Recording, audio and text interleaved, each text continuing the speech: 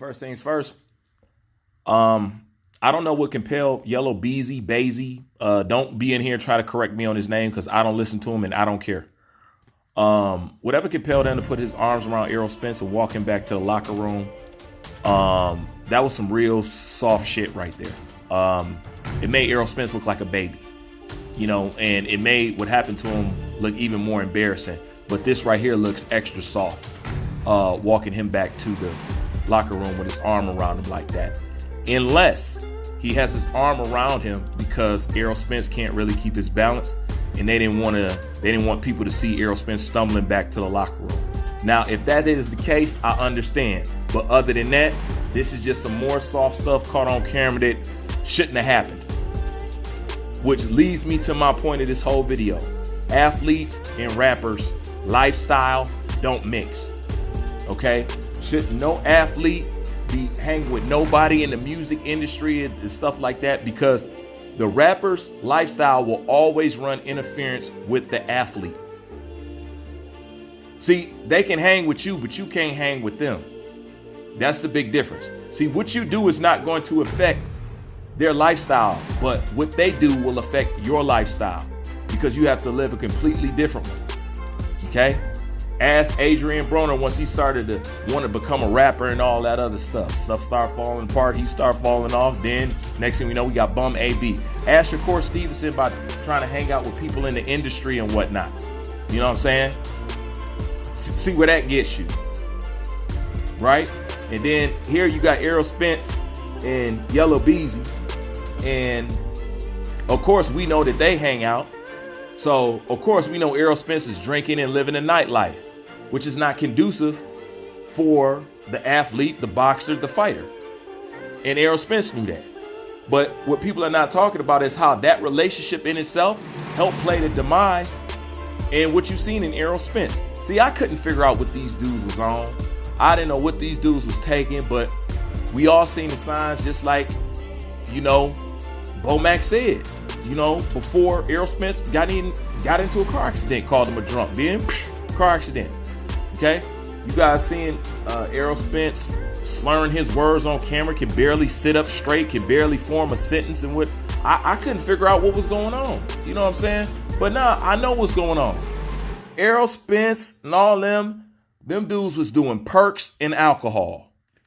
Okay? Popping perks and drinking alcohol. That's the only way you can feel. And these guys act like they don't know where they are. I see dudes zoned out in the corner. That's perks. Perks, my bad. That's perks and alcohol right there. And where do you think he picked that up from?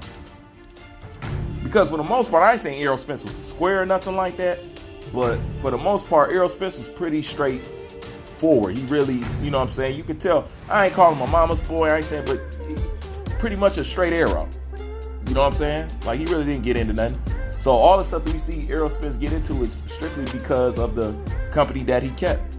You know what I'm saying? And that rapper lifestyle, trying to do this, staying up all night, banging the same girl, taking all these drugs and stuff like that. That's what got him into the incident that he was with, Mo 3. How you a boxer having beef with rappers? I don't know no other boxer that's out here having no beef with no rapper. And why is a rapper trying to bully a boxer anyway?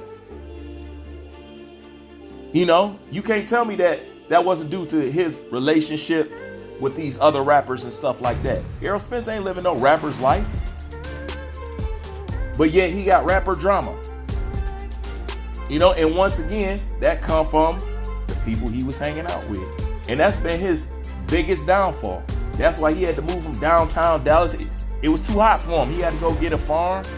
You know what I'm saying? Because he got caught up in that nightlife.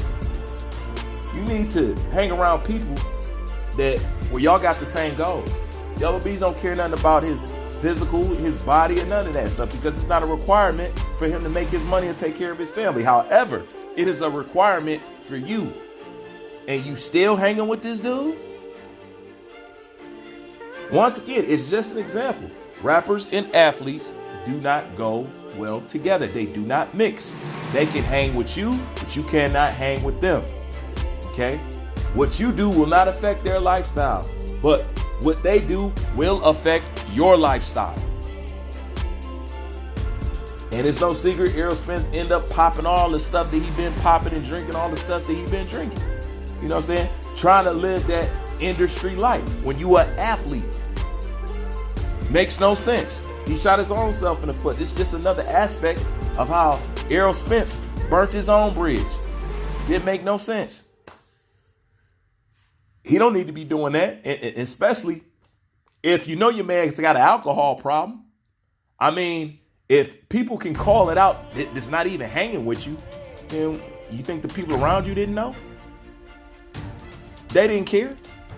You know what I'm saying? So yet it's still, he still ain't keeping the right company. And I'm just convinced that, I mean, no offense, but to take offense, I think Errol Spence just might be an idiot.